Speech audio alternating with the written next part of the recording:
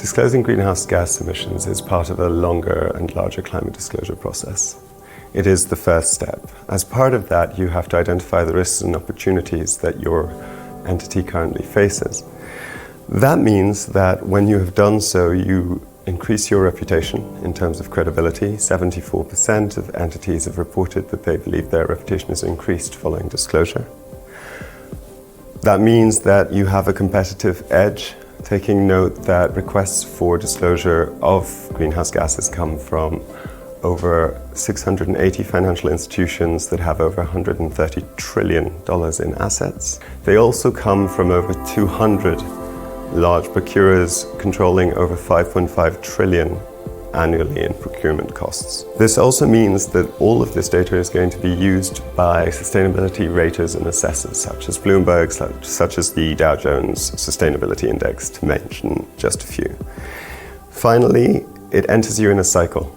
The more you disclose, starting from greenhouse gases, the more you advance in your journey. 38% of first-year reporters have a target and a transition journey in place, a strategy to achieve it.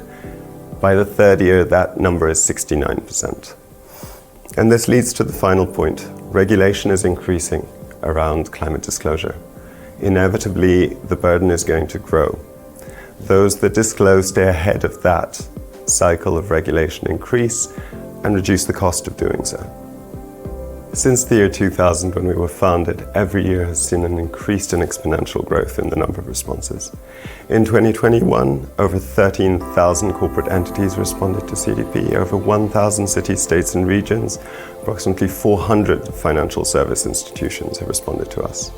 This means approximately 2/3 of the global market capitalization have responded through CDP. I think the short answer is absolutely yes. We have seen the US with the SEC proposed rule, we have seen the EU with the ESRS standards, we see China now going into a third consultation, we see India initializing voluntary regulations that will become mandatory, and we see the ISSB, which is associated with global standards.